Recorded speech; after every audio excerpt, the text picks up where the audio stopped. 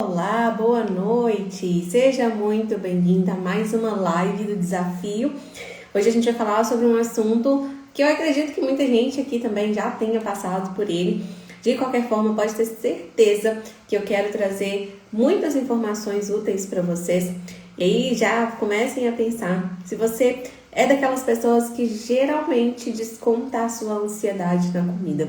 É sobre isso que nós vamos falar hoje. Para quem ainda não me conhece, eu sou Elzy Francis, sou psicóloga clínica.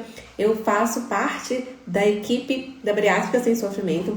Todas as quartas-feiras, às 19h30, vocês têm um encontro marcado comigo, que é quando a gente fala sobre toda a parte comportamental, toda a parte mental relacionada à cirurgia bariátrica. Então, os nossos encontros acontecem todas as quartas-feiras, às 19h30, e é o nosso grupo terapêutico.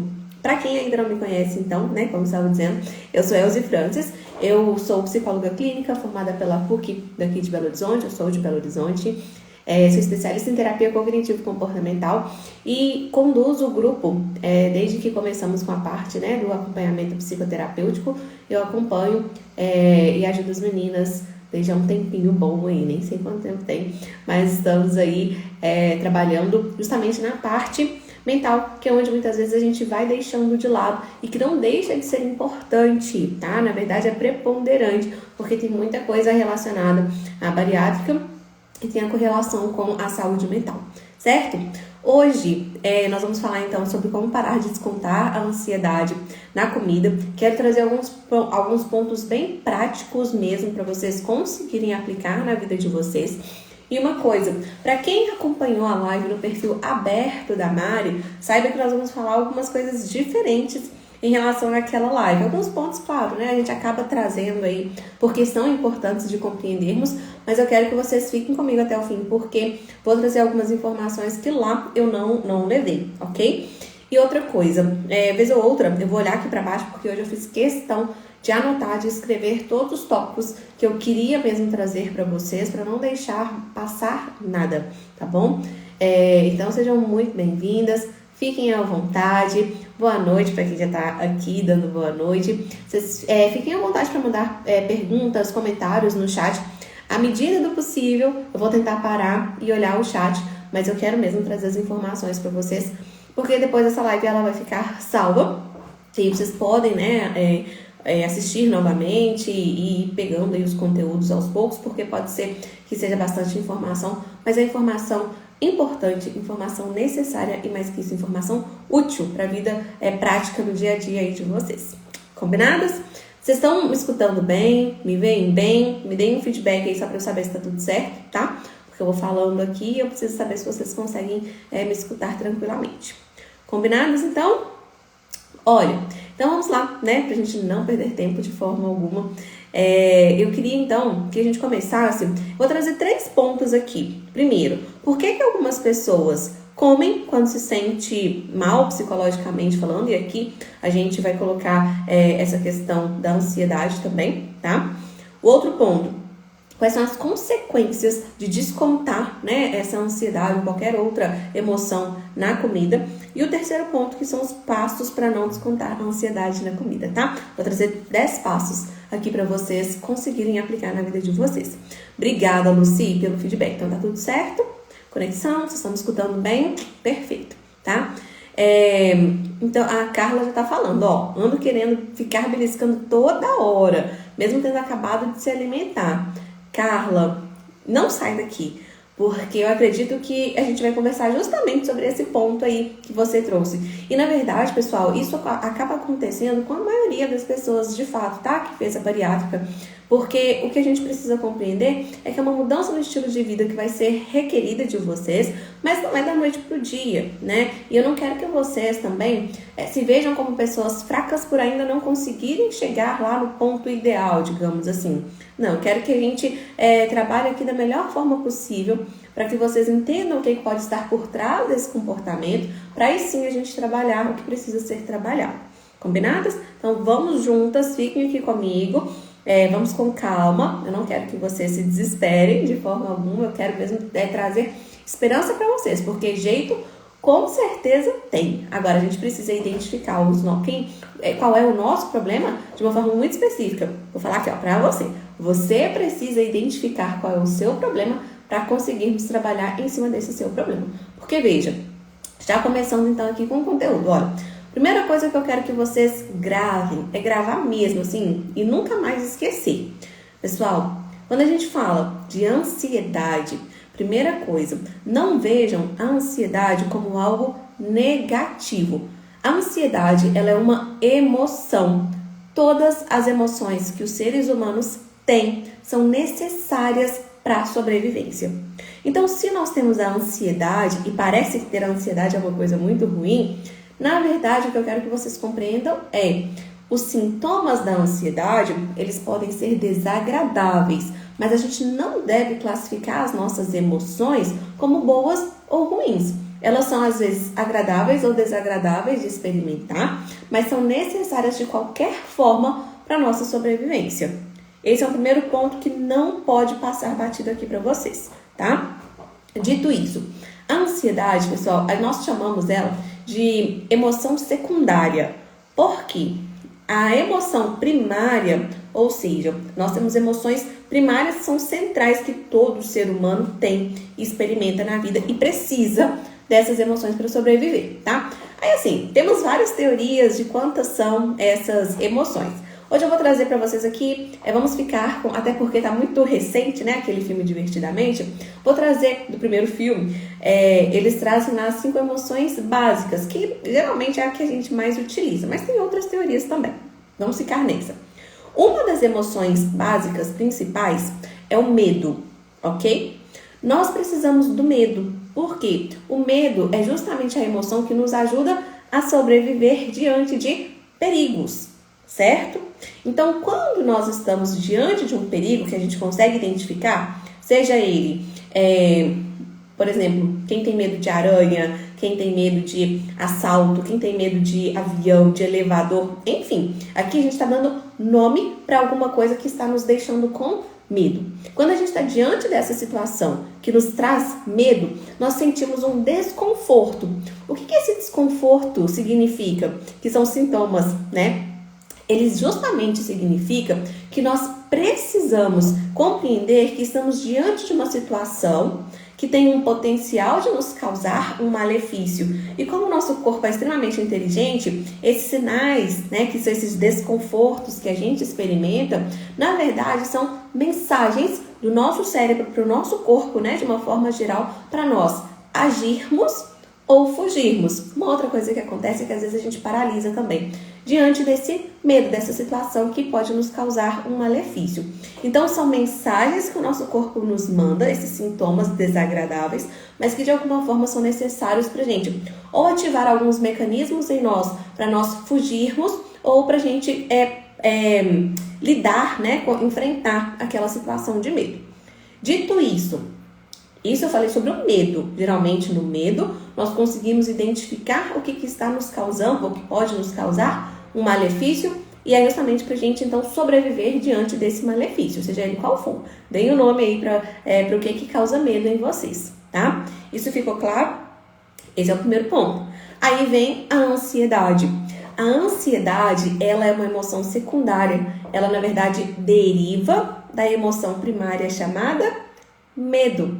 Por que temos emoções primárias e secundárias? Como eu disse, na emoção primária, qualquer ser humano, seja aqui, seja do outro lado do mundo, vai experimentar essas mesmas emoções, certo? As emoções secundárias, elas não necessariamente serão enfrentadas por todas as pessoas. Às vezes, até por questão cultural, algumas pessoas podem ou não experimentar essas emoções. Olha que interessante, a ansiedade, por exemplo, aqui no Brasil, eu trouxe essa informação na outra live, o Brasil é o país mais ansioso do mundo e as mulheres brasileiras são as mais ansiosas do mundo, ou seja, é muito provável que quase, para não dizer 100%, mas quase 100% de nós aqui já experimentamos algumas situações de ansiedade, tá? Mais uma vez eu digo para vocês, não quer dizer que seja ruim termos essas emoções. Muitas vezes, a depender da nossa cultura, da nossa circunstância de vida, é necessário que nós tenhamos a ansiedade, mais uma vez, como um instinto de proteção. Acontece que aqui na ansiedade, às vezes a gente não consegue dar nome para o que pode me causar um malefício, um mal. Às vezes a gente pergunta para o paciente, mas você consegue dizer o que está causando a sua ansiedade? E muitas vezes o paciente não sabe dar nome para isso, tá? Então é muito importante a gente compreender que pode ser que você consiga ou não dar nome para o que está causando a sua ansiedade. O que causa a ansiedade em nós?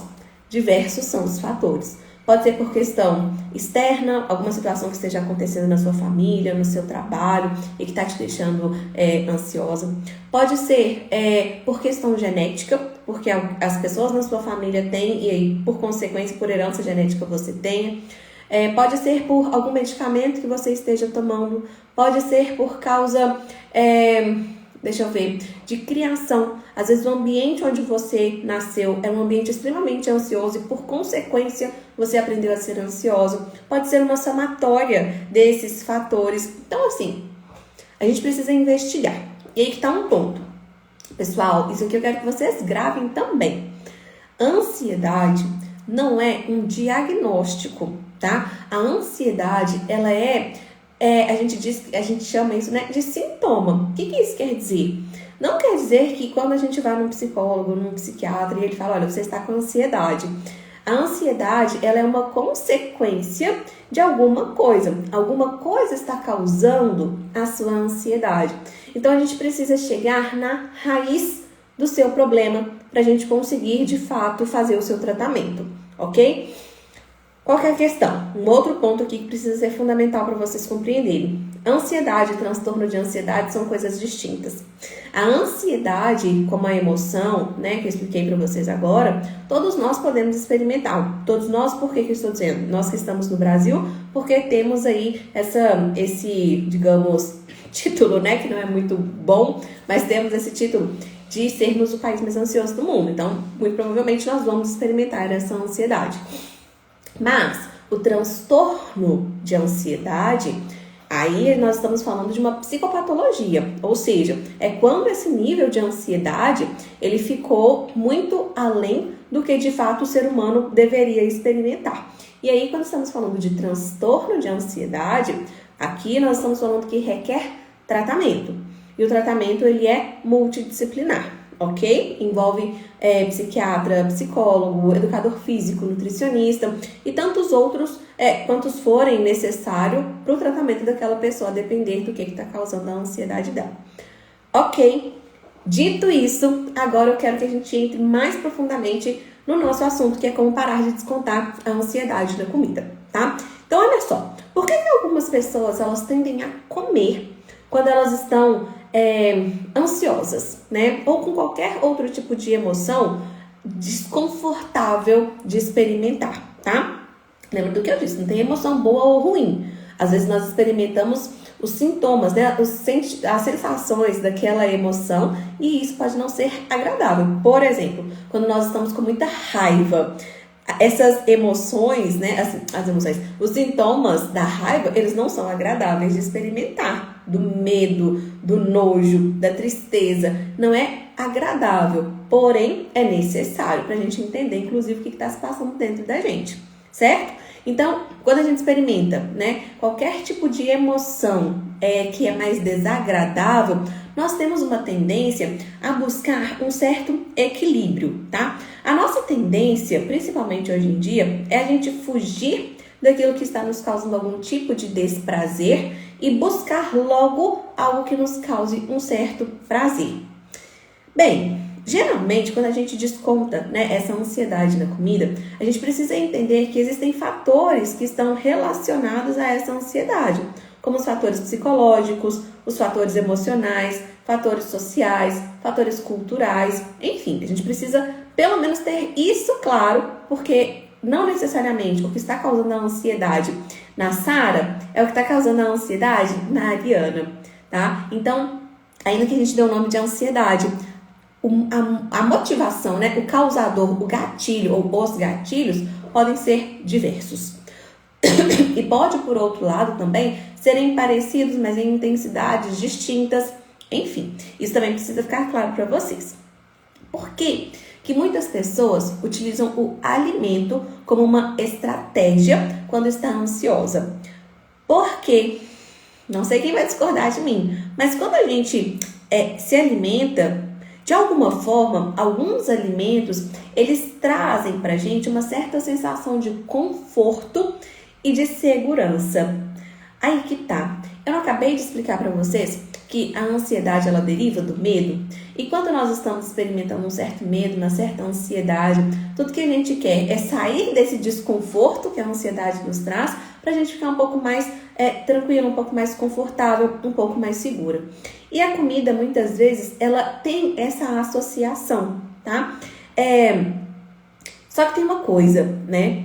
Essa sensação que a comida nos traz, ela é temporária. Esse prazer que a comida nos traz vai durar o tempo que aquela comida estiver na boca. E são segundos. E aí o que acontece? Como muitas vezes nós tendemos a querer essa sensação de prazer de forma prolongada, é muito possível que algumas pessoas se mantenham comendo por um tempo para que aquela sensação de desconforto, ele seja, eu não vou nem falar que ele suma, mas que pelo menos que haja uma distração do desconforto causado pela ansiedade, para que se tenha pelo menos um pouco de descanso desse desconforto através do conforto que a comida traz. Por quê? Comer é prazeroso. Precisa ser prazeroso, pessoal, porque comer, na verdade, para além das nossas necessidades nutricionais, né, é um meio de sobrevivência pessoal.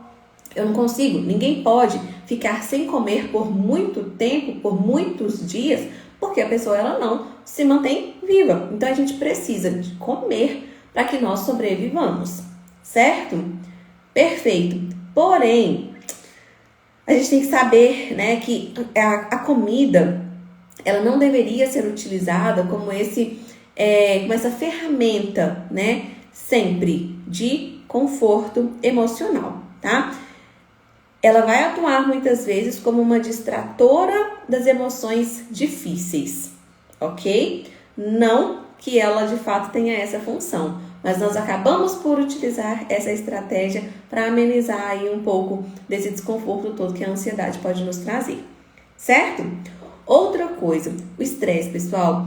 O estresse é quando a gente está muito estressada, né? E me digam aí se vocês não andam estressadas. O estresse, ele pode justamente desencadear em nós a gente chama de respostas fisiológicas, que elas aumentam a vontade de comer. Então, quando a gente está muito estressado, ou se tem andado estressado com muita frequência, escuta aqui, você pode ter de alguma forma aumentado o seu desejo de comer, tá? E aí o que se faz? Gerenciamento desse estresse, tá? Entender também o que está causando esse estresse. Vou falar mais um pouco, né, quando a gente falar dos passos, tá? Mas entender de certa forma o que está causando esse estresse vai ser essencial, tá? Mas então entendam isso. Pensem aí em como anda a vida de vocês. Se vocês têm ficado muito estressadas, muito possivelmente isso pode ser uma das causas, tá? De você acabar descontando na comida. E aí tem até, né, a pergunta que fizeram. Ando beliscando com muita frequência. Avalie estresse, tá? Eu não quero adiantar, né? Mas nos passos eu vou falar um pouco mais sobre isso, tá? Sobre a gente investigar o que está nos causando essa ansiedade, esse estresse, enfim.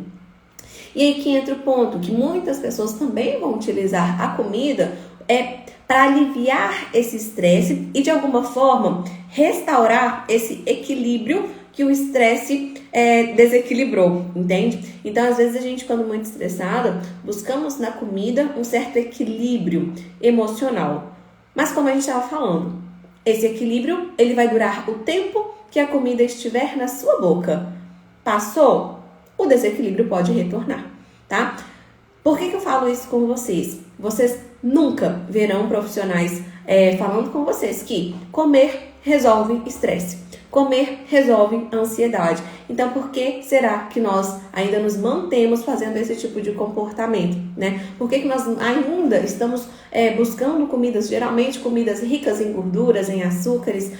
Por que a gente ainda está buscando isso para aliviar, para, de alguma forma, né, equilibrar essas nossas emoções? Não é a solução, tá? Ainda que possa causar esse certo conforto, não é a solução. E justamente pelo contrário, pode trazer ainda mais problemas, que é o que a gente vai falar sobre as consequências daqui a pouquinho, tá? Então, não é a melhor estratégia e isso precisa ficar muito claro pra gente. Alguns alimentos, pessoal, não sei se vocês sabem, né? Mas eles, como isso que eu tava falando, enfim, eles podem ajudar, influenciar muitíssimo na produção de hormônios relacionados ao bem-estar, como é o caso da serotonina. Então, por que será que nós mulheres buscamos o chocolate, né, para quando a gente está de TPM, por exemplo? Na TPM, a gente fica estressada, não fica? Ou muitas ficam, nem todas, tá? Mas muitas mulheres ficam muito estressadas, mais sensíveis. E o que busca? Um chocolate ou qualquer alimento mais rico em gordura, em açúcar, porque ele pode justamente atuar nesses neurotransmissores, né? Como, por exemplo, na serotonina, causa ali uma sensação de bem-estar, mas como eu disse, é temporária. Isso não é para sempre, tá? Então, quando nós estamos muito estressadas, né, de alguma forma, é importante a gente entender que a busca por alguns alimentos específicos tem um significado por trás. Então, o chocolate,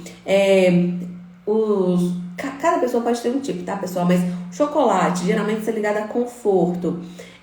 Alimentos muito duros mesmo, faz aquele crack quando a gente mastiga, sabe? A busca por esses alimentos pode estar relacionada a raiva, pode estar relacionada a estresse, a nervosismo, tá? Por alguma situação difícil que talvez você tenha passado, que tá difícil de você conseguir, de alguma forma, gerenciar isso. E aí você quer, sabe quando você quer, assim, matar alguém, mas aí você não pode, aí você busca um alimento mais duro, para alguma forma, porque esses dentes aqui estão relacionados com os de trás, à destruição do alimento, né? A gente... Isso aqui é para destruir o alimento. E às vezes, olha que legal isso, né? É bom até para vocês se identificarem. Se eu estou buscando esse tipo de alimento mais duro, que faz esse crack, porque pode ser que esteja relacionado a situações de raiva, de estresse, situações difíceis de lidar de um modo geral.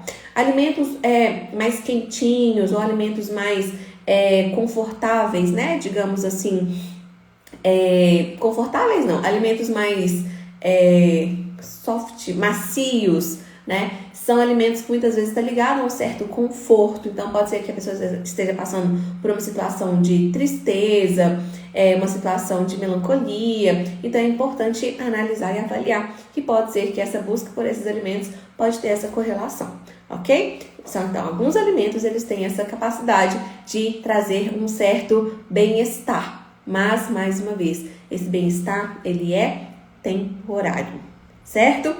Perfeito. E tem um outro ponto, que muitas pessoas aprendem a fazer uma certa associação, desde a infância, desde quando eram crianças mesmo, a associar a comida a momentos de conforto. Só que o problema disso é que, se a pessoa começa a utilizar esse tipo de comportamento, né, com frequência, isso pode se transformar em um padrão comportamental que pode ser levado até a vida adulta. Olha só que coisa. Então, muitas pessoas, né, relatam, nossa, quando eu era criança eu escutava muito isso, olha, não chora não que eu vou te dar um doce, que eu vou comprar um sorvete para você. Se comporta que você vai ganhar, não sei, um chocolate. Essa associação, né, de bom comportamento, essa associação de sempre ficar serena, de nunca se estressar, como se a gente nunca pudesse, né, de alguma forma experimentar essas emoções. E aí, para que você não experimente essas emoções, né, muitas vezes era silenciado com a comida, né? E aí que tá o ponto. Se a gente aprende que quando eu estou ansiosa, quando eu estou estressada, com medo, quando eu quero chorar, quando eu não estou satisfeita com alguma coisa que me aconteceu, se eu aprendi lá atrás que é com a comida que eu de alguma forma vou equilibrar essas emoções que eu estava sentindo ou vou abafar essas emoções que eu estava sentindo, bem, vou chegando na adolescência, na vida adulta, e quando eu experimentar novamente essas emoções, o que eu faço? Eu aprendi que é comendo que eu gerencio essas emoções. Então, o que eu vou continuar fazendo? O que eu aprendi a minha vida inteira, comer. Só que, aí que está um ponto, parece que não vai fazendo mais sentido. E aí que entra uma outra coisa. A gente precisa pensar que vai ter uma certa consequência nesse tipo de comportamento. Porque, como a gente já entendeu, não é comendo que eu vou gerenciar as minhas emoções. Não é comendo que eu vou diminuir a minha ansiedade, tá? Então, não é o caminho. Às vezes, os pais, os avós, os educadores, enfim, utilizaram dessa estratégia porque era o que eles tinham nas mãos também, né? Eram as ferramentas que eles tinham. Enfim, não estou aqui para julgar o passado de ninguém. Mas não quer dizer que, por ter sido essa a ferramenta que alguns podem ter aprendido, não quer dizer que essa foi a melhor ferramenta. E muito possivelmente, eu falo isso com vocês, não foi de fato. Ok? Então, a gente precisa entender. Pode ser que esse tipo de comportamento ele esteja enraizado desde quando eu era criança. E agora me parece que isso não está fazendo mais sentido. E eu preciso mudar. E às vezes a gente pensa, poxa, eu não consigo mudar de forma alguma. Vamos fazer um pouquinho dessa análise, então, aí da sua infância, da sua adolescência, só para saber como que foi. Se não teve nenhuma questão relacionada a isso, né? Ou será que tive? Então a gente precisa fazer essa análise também. É muito importante a gente olhar para a nossa história de vida, porque a nossa história de vida pode trazer muitas respostas para o nosso dia atualmente, ok? Eu tô comprando muito online, quase todo dia, chego, entrego, preciso parar, minha ansiedade está em gastar.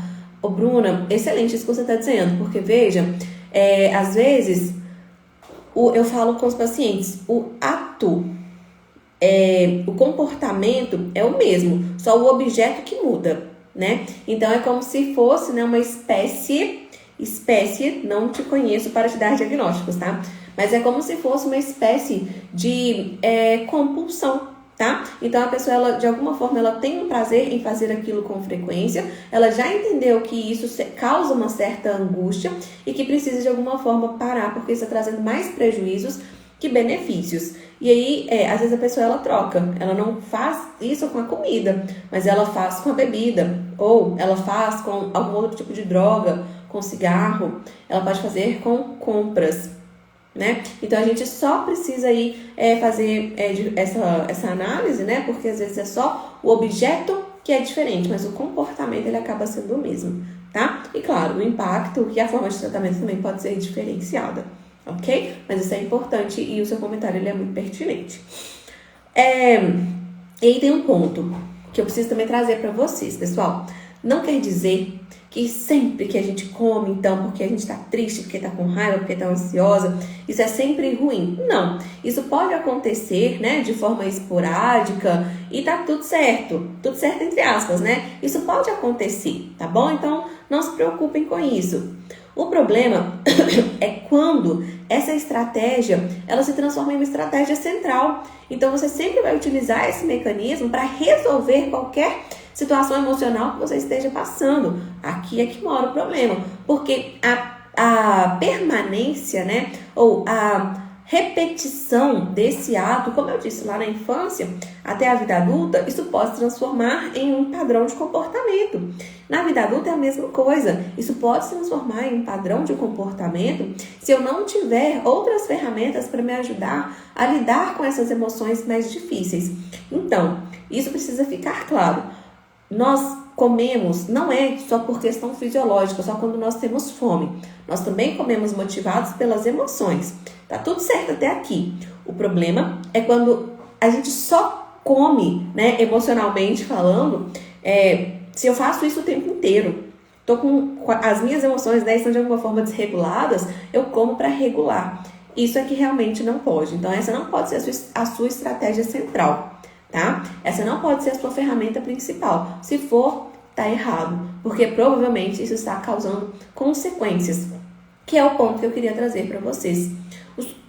as consequências, né, de quem tem esse ato, né, com muita frequência de comer sempre que ansiosa, sempre que qualquer desconforto emocional, né, esteja aí te acontecendo. A gente pode, a gente traz, né, assim, esses pontos porque de alguma forma nós precisamos ter consciência que não é um comportamento bobo, tá? É um comportamento que pode desencadear em transtornos seríssimos, ok?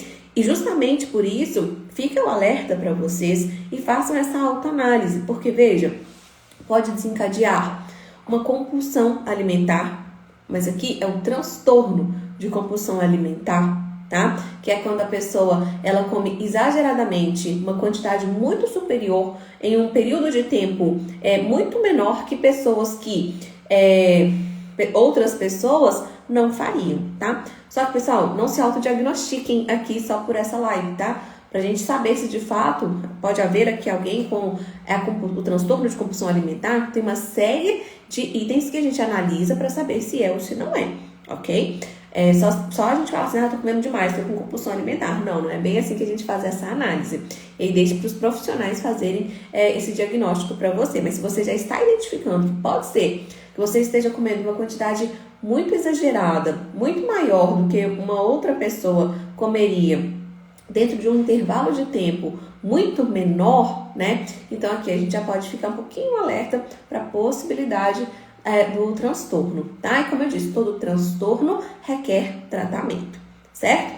Transtorno de compulsão alimentar, a bulimia nervosa, não sei se vocês conhecem a bulimia nervosa, mas é quando a pessoa também come muito, mas ela tem atos expurgatórios. O que significa isso? Ela come bastante e ela ou força um vômito, ou ela toma laxante, né? Ou ela força de alguma forma para que aquilo que entrou saia, para que ela possa voltar a comer novamente, ou para que tenha um alívio emocional para ela poder voltar a comer novamente, tá? Esse ato, pessoal, ele não é de agora, tá? A bulimia nervosa. A gente tem aí dados desde quando, não sei nem se foi na Idade Média, tá? Eu sei que eu tenho o dado, mas agora me fugiu. Que até existiam em algumas construções medievais mesmo, uma coisa que se chamava vomitório. Não sei se vocês já conhecem isso, mas o que era o vomitório? Era justamente porque as pessoas elas comiam muito, eram grandes banquetes, né? Geralmente depois de voltar de batalhas ou por alguma comemoração, enfim, existia uma fartura alimentar muito grande e as pessoas se reuniam para isso, elas comiam, depois elas iam para esse vomitório vomitar para elas voltarem para o banquete e continuar a comer. Então essa prática ela já é assim antiga. Porém, hoje nós entendemos que isso tem relação com saúde mental, tá? E que precisa de tratamento também, tá? Outra coisa, pode causar um isolamento social. A pessoa ela pode parar de querer conviver com outras pessoas, porque ela pode se sentir, né, de alguma forma, assim, acuada, né? Por estar comendo, motivada por questões não... para além daquela motivação que ela está ali comendo, né? Por causa de uma ansiedade, por causa de um estresse. Então, ela pode, de alguma forma, querer se isolar das pessoas para que as pessoas não façam comentários, né? O bullying mesmo, enfim.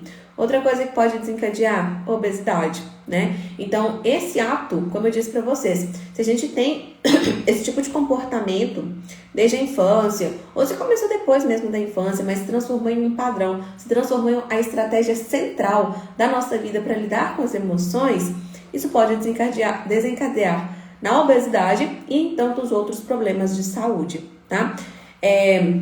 Isso aqui precisa ficar muito claro para vocês também, tá bom, pessoal? Porque, de alguma forma, nós vamos ter emoções. Nós vamos ter que lidar com situações difíceis, complicadas na nossa vida. E se a gente sempre, né, for ter como essa estratégia a alimentação, principalmente a alimentação rica em gorduras, açúcares, né, como nós já compreendemos, tenham isso em mente. Isso pode justamente estar trazendo problemas outros para a minha vida, né? Além da questão psicológica, a minha saúde física mesmo. Além da minha saúde física, da minha saúde psicológica, pode estar interferindo no meu relacionamento com as pessoas, né? Então, olha a gravidade disso se a gente de fato não para tratar, para cuidar, tá? Então, ansiedade, medo, tristeza, raiva, nós vamos experimentar. As coisas vão continuar a acontecer na nossa vida, né? Mas o que eu preciso trazer e falar com vocês, pessoal, existem outras estratégias, né? Existem outras formas de lidar com isso. E é justamente esse o terceiro ponto que eu quero trazer para vocês, tá? Então, primeiro a gente falou sobre como parar. Por que algumas pessoas elas comem quando se sentem mal psicologicamente, né? A ansiedade, a tristeza, enfim. Eu trouxe aqui para vocês agora as consequências disso, né? Que são justamente transtorno de compulsão alimentar, bulimia nervosa, isolamento social, obesidade e outros problemas de saúde físicas que também podem acontecer, tá? E agora, então, eu quero trazer luz, esperança para vocês, porque sim, pessoal, tem tratamento, tá? Só que uma coisa, o tratamento, ele vai envolver profissionais. Às vezes, em alguns casos, não vai ser somente o psicólogo, pode ser que em alguns outros casos seja necessário a presença de psiquiatra, de nutricionista. O nutricionista vai entrar, tá? Um educador físico, enfim, podem ser necessários, né? Outros profissionais para fazer esse acompanhamento, tá? Mas de qualquer forma, eu vou trazer 10 passos aqui para vocês. 10 passos não, 10 estratégias que podem ajudar, tá? Então, assim, algumas podem ajudar alguns, outras podem ajudar outros. Todas juntas podem ser necessárias para uma pessoa só, enfim, tá? Vamos falar sobre isso. Deixa eu só ver aqui, minha mãe me dava salgadinho para ficar quieta no ônibus.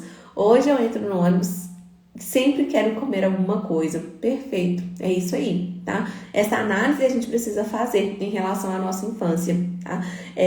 A ociosidade, né? Às vezes os pais, os educadores, eles têm uma certa dificuldade em lidar com o comportamento das crianças, né? Então, quer que a criança sempre seja quieta, comportada, não exponha as suas emoções, não chore, não fique triste, não fique com raiva.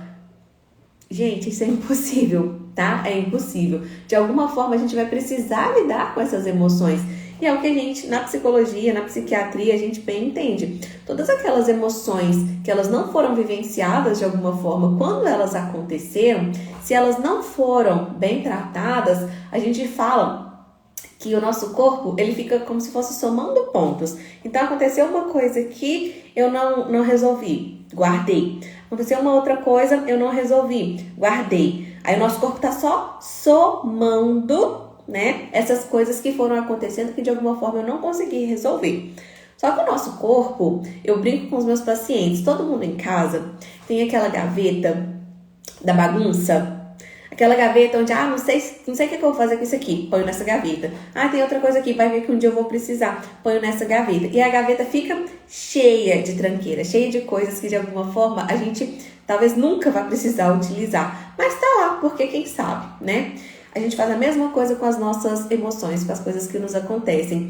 Não consigo resolver, não sei resolver, o que eu vou fazer? Vou guardar, né? E vou guardando. A gaveta lá da casa somos nós, muitas vezes. Só que essa gaveta, de tão cheia, uma hora ela emperra. Ela simplesmente nem abre nem fecha mais. Ela fica emperrada. O que a gente precisa fazer para essa gaveta voltar ao seu funcionamento normal? Pegar aquela tranqueira toda e ou dar um fim nela, ou jogar fora, ou ver se realmente aquilo tem utilidade para mim e manter aquilo ali dentro da gaveta. É assim que eu consigo tirar aquela gaveta do emperramento que ela estava, né? Com a gente é a mesma coisa. Se a gente não resolve os nossos problemas, as coisas que nos acontecem, o nosso corpo, um momento, ele vai parar, ele vai travar.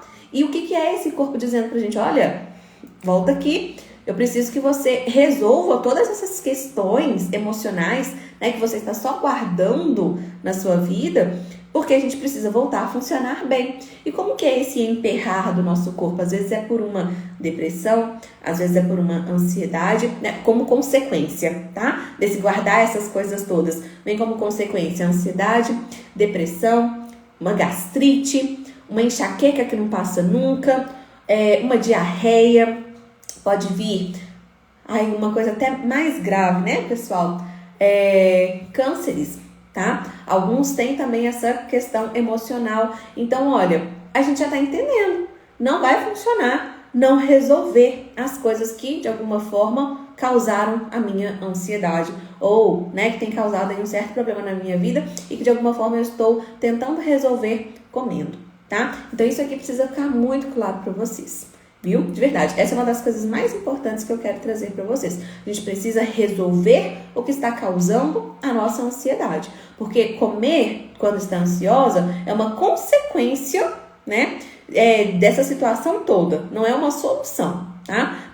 Não é nem um remédio, mas acaba sendo aí uma estratégia que não ajuda em nada e que pode ter consequências muito piores, né, do que talvez a gente esteja experimentando hoje em dia, ok? Então tá, agora os passos, né, que eu quero trazer aqui pra gente. Primeira coisa, autoconsciência. Reconhecer quando que você come por razão emocional e quando você está comendo por fome de fato, tá? Então vocês precisam reconhecer, aprender, na verdade, os sinais, né, quando você já está saciada ou quando você ainda está com fome, tá? Isso a gente vê, assim, com frequência não, mas a gente vê vez ou outra, né, porque as turmas sempre são renovadas, mas a gente vê isso dentro do grupo, dentro do acompanhamento terapêutico, tá? Isso aqui é importantíssimo, a gente ter a consciência dos nossos sinais de fome e de saciedade. Vocês precisam saber isso. Se não sabe, vai pro grupo, vai lá pro nosso grupo terapêutico, porque lá a gente fala sobre isso também, tá bom? E uma outra coisa que pode ajudar é você pensar, tô com uma vontade de comer agora, né? Deixa eu olhar pro relógio. Quanto tempo tem desde a minha última refeição? Tá perto do meu horário de comer de fato? Se está, pode acontecer de às vezes a gente ter fome um pouquinho mais cedo. Pode acontecer. Então, provavelmente isso é fome, né? Eu estou sentindo isso fisicamente, inclusive. Então, de fato, pode ser fome. Tá muito longe, né, do horário que eu comi? Ou tá muito perto do horário que eu comi? Será que aconteceu alguma coisa e essa coisa, né, me trouxe um certo incômodo e por isso eu estou buscando comer? Aqui já pode ser uma questão mais emocional. E aí comer pode não ser a estratégia mais inteligente, digamos assim, neste momento, tá? Mas como eu disse, a gente precisa avaliar caso a caso. Estou trazendo aqui para vocês as questões de autoconsciência, porque é um dos pontos importantíssimos aqui. Então, reconhecer quando eu tenho, quando eu quero comer, né? Se está motivado por uma fome fisiológica ou se é por uma fome emocional, tá? Esse é um ponto. Conhecer os meus sinais de saciedade e de fome, outro ponto essencial. E o outro ponto essencial é olhar para o relógio e ver se está próximo mesmo da minha hora de comer ou se está muito distante da minha hora de comer, tá?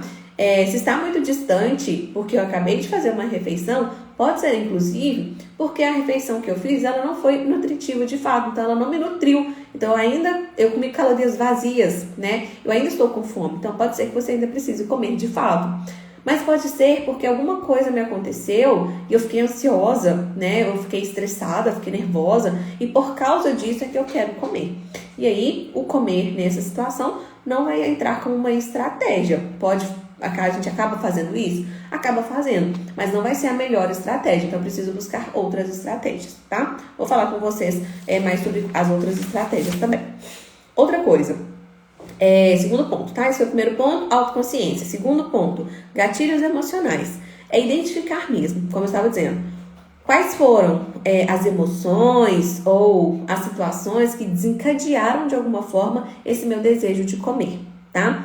Anote o que você descobriu, tá? Não deixa só pensar e deixar aqui na minha cabeça, porque a gente esquece.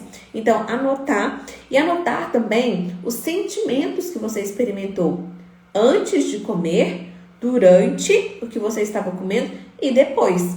Por quê? A gente precisa descobrir o que está por trás desse ato, né? O que está motivando o meu desejo de comer. Quanto mais a gente tem essas anotações, muito mais fácil vai ficando para a gente conseguir perceber a hora que isso tenha acontecido, os insights, né? O que pode estar desencadeando, onde eu estou em casa, eu estou no trabalho, será que então eu tenho comido com muita frequência, fora de hora, no meu ambiente de trabalho, na minha casa, quando eu estou em um lugar que eu me sinto desconfortável? Enfim, é descobrir o que está por trás dessa motivação, tá? De comer. Então, pode ser, né, por estar sobrecarregada em casa, no trabalho, pode ser porque você está se sentindo muito sozinha, isso já aconteceu com paciente minha, tá? Pode ser por causa dos comentários desagradáveis das pessoas em relação ao seu corpo, ao seu peso, à sua cirurgia, enfim. Muitos podem ser os motivos. Mas então o segundo ponto é quais são os gatilhos emocionais, quais são as situações, né, as emoções que podem estar desencadeando essas emoções difíceis, que para mim são difíceis de lidar e que eu acabo usando como uma justificativa para descontar na comida, tá? Terceiro ponto, envolva-se em atividades alternativas. Como assim? Olha, sempre que possível, você perceber que tá aparecendo essa vontade de comer e que você não gostaria de comer, você quer fazer alguma outra coisa para sair desse foco, tirar essa atenção na vontade de comer e voltar essa sua atenção para uma outra tarefa. Pode ser um hobby, uma atividade que talvez você fazia, que você parou de fazer, que você pode voltar a fazer, uma atividade física, pode ser um artesanato, pode ser, pessoal, ligar para alguém que vocês gostem, colocar uma música, dançar. Isso parece que é uma coisa tão simples, boba, mas não é, gente, não é mesmo. A gente precisa entender quais são as coisas que também podem nos causar prazer sem ser a comida e investir nessas coisas, porque de fato elas podem ser mecanismos que vão justamente te ajudar a parar de descontar essa sua ansiedade na comida, tá? E tem um ponto, existem algumas atividades, por exemplo, as atividades físicas geralmente, né, que podem justamente atuar no alívio dessa tensão emocional, né, dessa tensão, né, que a gente experimenta quando está ansiosa mesmo. Algumas atividades, como alguns exercícios físicos, então, podem atuar justamente contra esse desejo de comer. E, na verdade, eles podem te ajudar a liberar alguns hormônios, né, e alguns neurotransmissores, inclusive, que estão associados ao prazer. A comida está associada ao prazer, né, ao conforto, mas existem outras atividades que também estão relacionadas ao prazer e que, se eu troco, ao invés de comer quando eu tenho essa vontade, e se eu faço essa atividade, eu vou ter prazer, então essa sensação de prazer eu vou ter de qualquer forma, mas tem um ponto, é que essas atividades, elas podem justamente acabar mesmo, tá? Com a fonte da sua ansiedade, com a fonte, com a raiz do seu estresse. Olha só que coisa. Então, por que, por exemplo, né, muitas pessoas acabam se viciando na atividade física? Porque elas não é mágica, tá? Não é simplesmente porque ela gosta e eu não gosto. Não. É porque essa pessoa, ela começou a praticar a atividade física com frequência. Os neurotransmissores, né, os hormônios que foram liberados por consequência dessa atividade física, diminuíram demais a vontade dessa pessoa em querer comer, tá? E justamente pode ter sido, né, o que precisava, o que faltava na vida dessa pessoa para acabar com essa ansiedade, para acabar com esse estresse, com essa tristeza que talvez a pessoa esteja experimentando. Então, quem sabe, né? Se você engajar de verdade numa atividade física, levar isso a sério, tá? Como se fosse um medicamento. Inclusive, certa vez eu vi um psiquiatra falando, eu não vou falar o nome do medicamento porque eu posso estar equivocada aqui no nome, que agora eu não tô me lembrando, eu posso falar o nome errado. Mas o psiquiatra, ele trouxe, né, uma pesquisa que falava sobre a pessoa que caminhava, nem estou falando aí de atividade de alto impacto, hein? Caminhava 3 vezes por semana, o resultado, né, por 3 vezes na semana, por 3 ou 6 meses, não sei. O resultado que a pessoa teve foi similar ao resultado de um remédio específico, para tratar a ansiedade. Olha só que coisa. Só que, pessoal, não é fórmula mágica, não é eu fazer a caminhada hoje e amanhã eu já não quero mais. Não, é ser disciplinada também nessa questão, tá? Então, assim, não tem vida fácil para ninguém, não tem pílula mágica, não. É investimento mesmo na sua saúde. Agora, por que eu tô falando da caminhada? Porque às vezes é isso, olha, a gente quer uma academia específica, a gente quer fazer uma atividade física específica, começa pequeno, começa com o que você tem. Às vezes é em casa, como tem aí, né, as lives de atividade física em casa, com o seu próprio corpo. Às vezes no seu quarteirão, começa com o que você tem, com o que você pode. Para de querer as coisas grandes demais, começa pequeno, para depois você conseguir chegar nas coisas grandes, tá? Então esse é um ponto, ok? Então isso em relação a envolver-se em atividades alternativas, tá? Diário alimentar, fazer registro mesmo do que você está comendo, da quantidade, dos horários, porque isso também vai ajudar muito a você perceber os seus padrões alimentares, tá? Se você tem comido, né? E o que você tem comido, se ajuda ou atrapalha aí na sua saúde de um modo geral, e se ajuda ou atrapalha na sua saúde mental, ok? E, inclusive, os horários, porque isso vai te ajudar a perceber. Quando você belisca, quando você come comidas, né, assim, fora do que de fato você poderia ou deveria comer, se isso pode estar motivado por alguma outra coisa, né? Se é porque você está num trabalho que está sobrecarregada, se é porque está em casa, você não quer ficar sozinho, está à noite e bate aquela solidão, você acaba comendo algumas coisas. Enfim, isso ajuda demais, tá? Outra coisa, quinto ponto, ó, já estamos no quinto ponto. Então, primeiro foi a autoconsciência. Segundo, gatilhos emocionais. Terceiro, envolver-se em atividades alternativas. Quarto, diário alimentar, que é registrar o que você come. Quinto, opte por refeições nutritivas, de acordo com a sua realidade, tá? Isso é muito importante, por isso que eu falei, ó, nutricionista vai entrar. Então, vocês que estão aqui não tem desculpa, hein, para não estar em contato com uma nutricionista boa, que vai olhar para a sua realidade, para te passar os exames, os suplementos, a sua dieta de acordo com a sua realidade, tá? E alimentar-se de forma nutritiva reduz muitíssimo a probabilidade de você ficar beliscando e de ter essa fome, né, entre uma refeição e outra.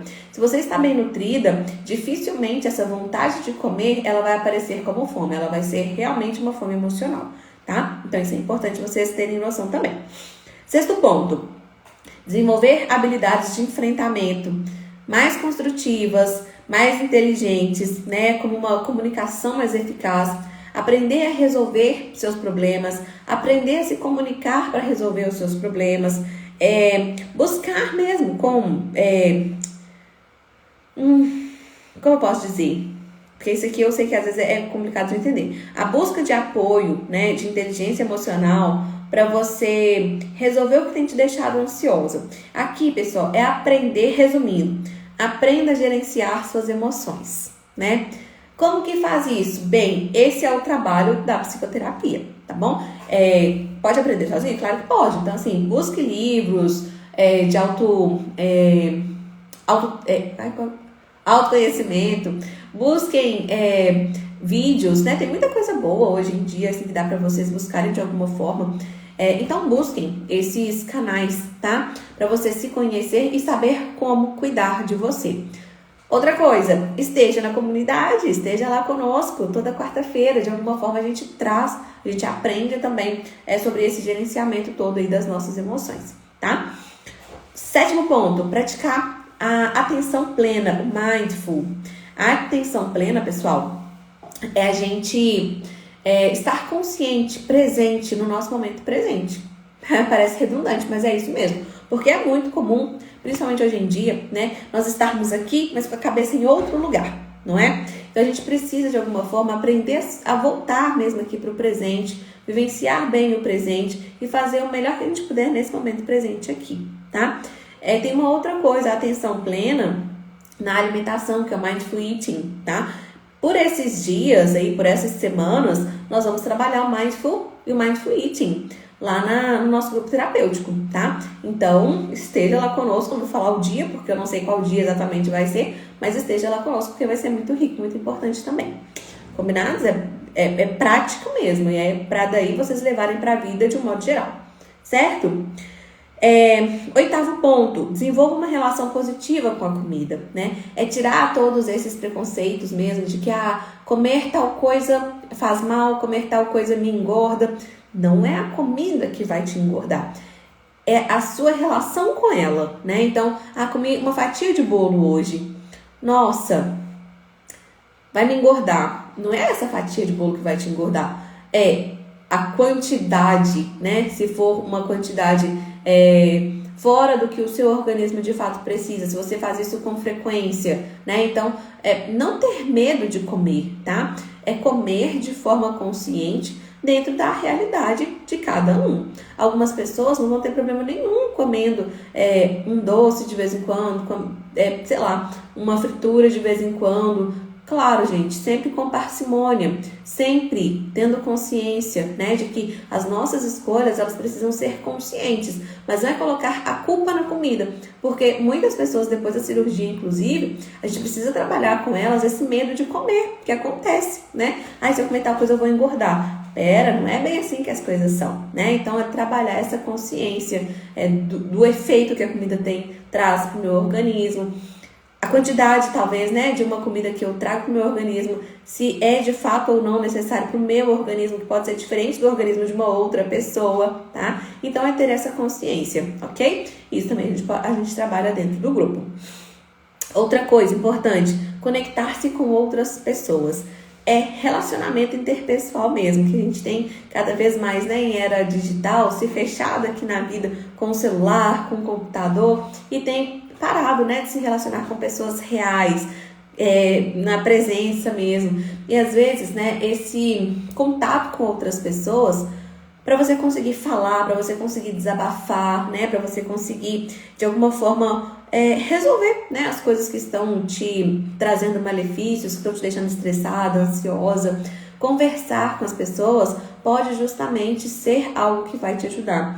E onde entra também a psicoterapia, né? Você vai falando sobre todas essas suas angústias, as suas dificuldades, e o profissional ele vai estar ali para te ajudar, tá? A resolver essas questões, ok? E por último, mas não menos importante, procurar ajuda profissional. Se você está identificando isso como um problema para você, não deixe de buscar a ajuda profissional, tá? A ajuda profissional, pessoal, não é só do psicólogo, é também, mas não só. Aí entra psicólogo, nutricionista, psiquiatra pode entrar, o personal ele pode entrar, enfim, são pessoas que vão justamente atuar, né, para de fato conseguir aí ser um ponto para te ajudar dentro do seu problema, tá? Solução? Tem, né? Mas a gente já entendeu aqui que não é do dia para a noite, é com investimento pessoal, né, com o meu desejo, pelo menos com a minha intenção de querer mudar, de querer melhorar um pouquinho que seja. Um pouquinho que a gente muda a cada dia, podem ter certeza que no final das contas isso já é muita coisa. O nosso erro é às vezes já querer mudar tudo de uma vez, né? E a gente pode não dar conta de já mudar tudo de uma vez. Então vamos começar pequeno, no nosso dia a dia, né? Esses pontos que eu trouxe para vocês, nenhum deles são pontos que ninguém aqui consiga fazer. São todos possíveis de serem feitos, tá? Então espero do fundo do coração que tenha sido bom para vocês, né? Que tenha de fato sido uma coisa mais prática para vocês colocarem mesmo em prática no dia a dia, na vida. Me conta aí se deu certo, né? Se deu certo, se vocês compreenderam, se ficou alguma dúvida. O nosso grupo terapêutico, vou salientar aqui, ele acontece todas as quartas-feiras às 19h30, sem faltar, sem falhar. Feriado, geralmente estamos lá também, tá? Então, não, inclusive semana que vem, que é feriado, quarta-feira, acho, né? 7 de setembro, estaremos lá também, se Deus quiser. Acho que é quarta-feira, 7 de setembro. Pera. Não é nada, é sábado. 7 de setembro é sábado. Achei que era quarta. Mas enfim, estaremos também, tá? Então, não no sábado, tá? Nas quartas-feiras. Então, assim, eu espero de verdade que, ainda que vocês já tenham aqui, então, tomado consciência Uma coisa, pessoal, é uma live, né? Outra coisa é a gente fazer isso de forma recorrente toda semana, como se fosse uma terapia, mas é um grupo terapêutico. Toda quarta-feira, sem faltar, para que a gente de fato possa solidificar, né, cristalizar essas coisas todas que a gente foi conversando aqui, tá? Então, eu agradeço muitíssimo a presença de vocês, a participação de vocês. Pois é, né? Realmente é sábado, que pena, achei que era quarta-feira. Mas não é não. Mas pra gente não ia fazer diferença, porque a gente já tá lá. Mas vai ser no sábado. Feriado, sábado e domingo é sacanagem, né? Mas tá bom. Então, sim, não fica gravado. Quem perguntou? Ariana. Não, os nossos encontros não ficam gravados por uma razão muito simples. Psicoterapia, grupo terapêutico, a gente não deixa gravado porque a gente conta com o sigilo, né? Então, quando a gente grava, existe a possibilidade de vazar, né? Algumas informações, algumas coisas que as pessoas trazem ali, que são coisas de forma muito íntimo, né? Então, a gente resguarda esse sigilo, né? Para vocês ficarem, assim, confortáveis, à vontade, para falar o que vocês quiserem ali dentro do grupo, tá bom? Então é isso, não fica gravado. O nosso encontro ele nunca fica gravado, certo? Então, pessoal, da minha parte, ficamos 1 hora aqui conversando sobre isso. Parece que tem 10 minutos. Poderia falar muito mais com vocês, mas a gente fala mais lá dentro do grupo terapêutico, tá? Então, um beijo, um bom descanso para vocês, tá? Espero que vocês assistam novamente essa live, coloquem em prática, porque realmente tem coisas aqui muito úteis para vocês, tá bom? Então, beijo, fiquem com Deus e até a próxima, se Deus quiser.